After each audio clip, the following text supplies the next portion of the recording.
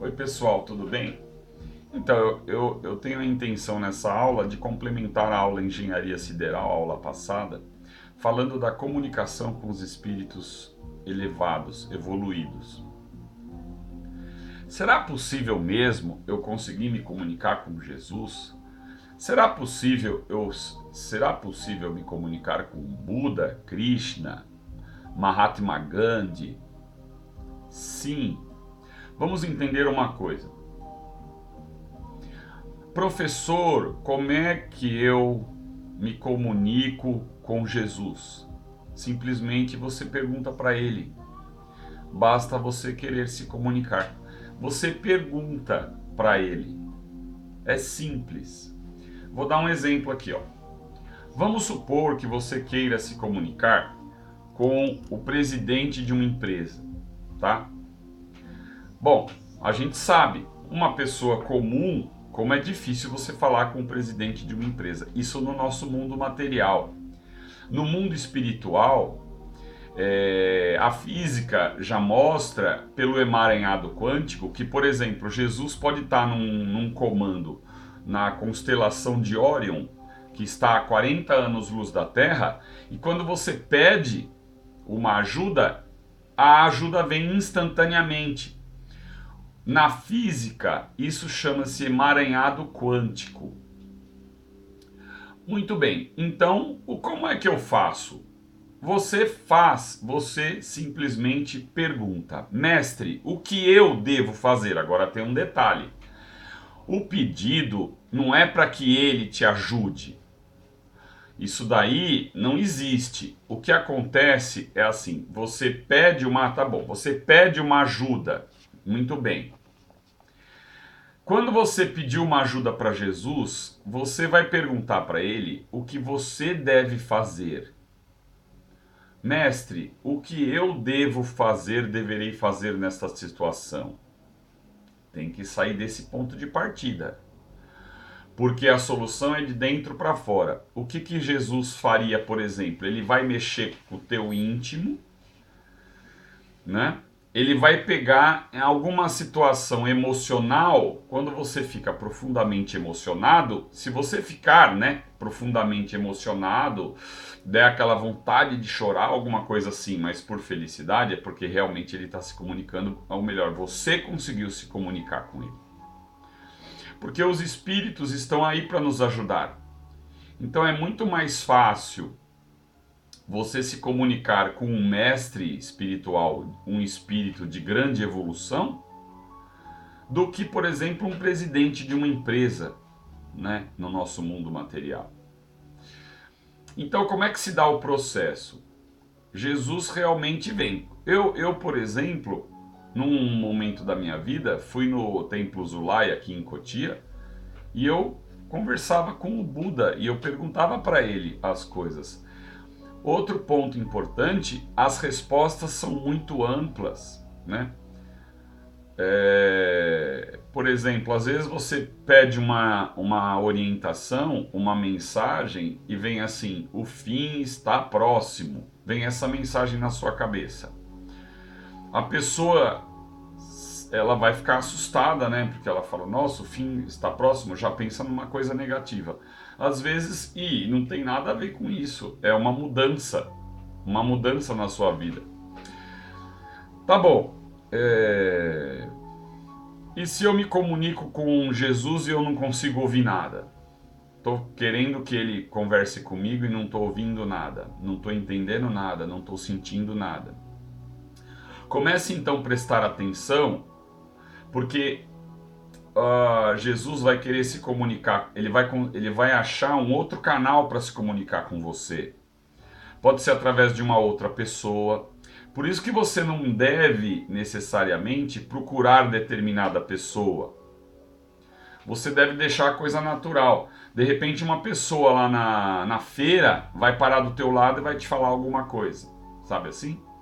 Então eles vão buscar um canal para se comunicar com você. Isso será inevitável. E a ajuda virá. Então nessa aula eu quero mostrar que não há necessidade de intermediários. Por quê? Vamos supor que eu esteja falando com um padre. O padre está numa outra sintonia.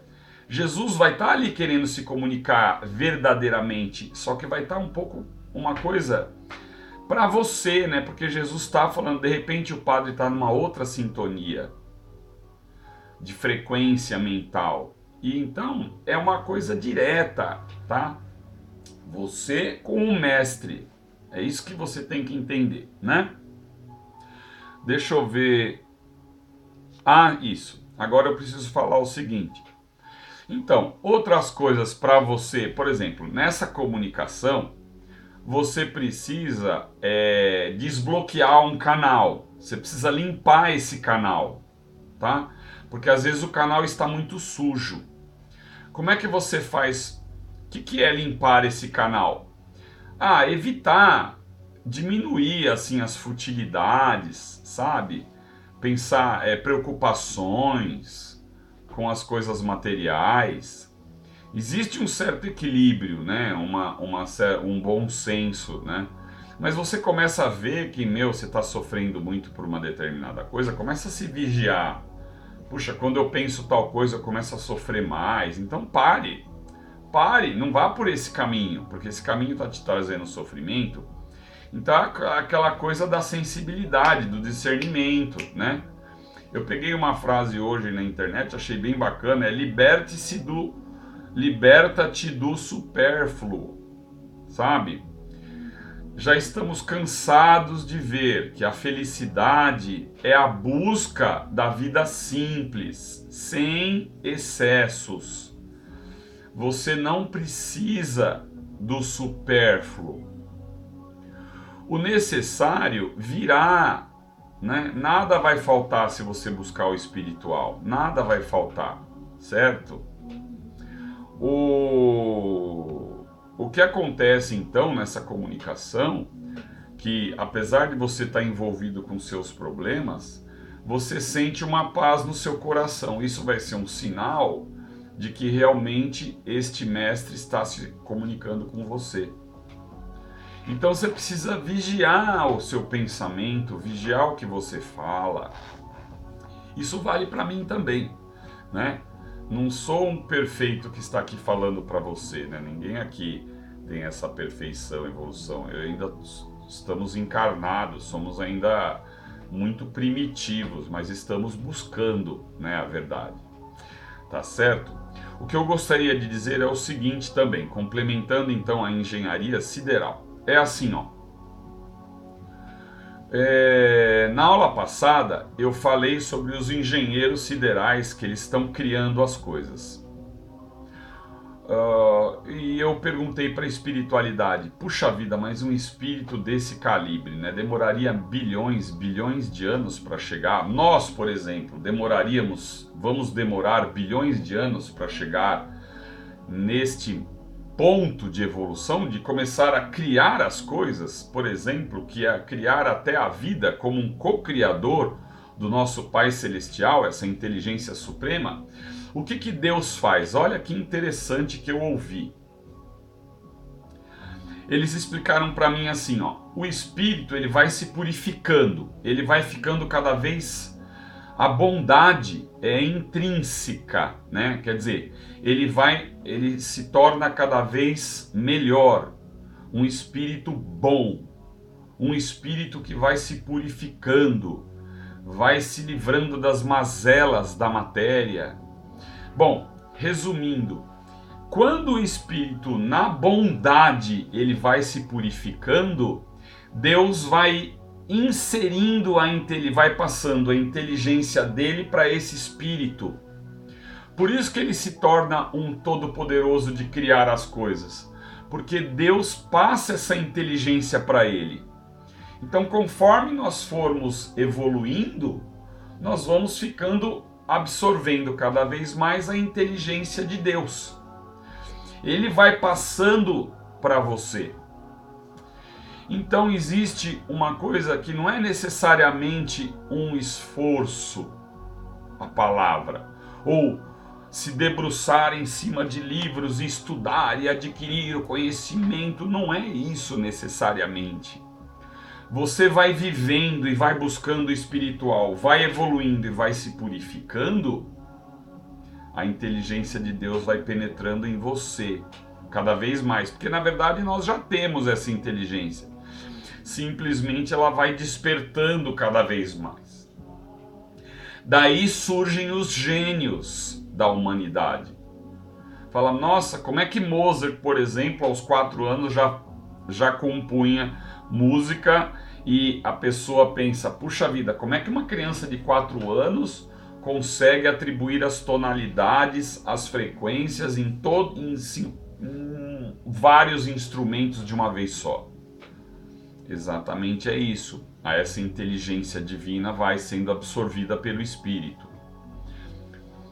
Por isso que a bondade é a prioridade, não é mesmo? Devemos procurar o caminho da bondade, mas cuidado, só para terminar essa aula, bondade é uma coisa, ser bonzinho é outra, querer agradar as pessoas é outra. Uma bondade às vezes está numa situação enérgica, tá? Numa bronca que você dá num aluno, ou numa bronca, numa chamada de atenção que você dá para o seu filho, educar o seu filho, porque educar dá trabalho. Então é isso, turma. O meu tempo está se esgotando e eu já vou preparar então a aula 3 de engenharia sideral, tá bom?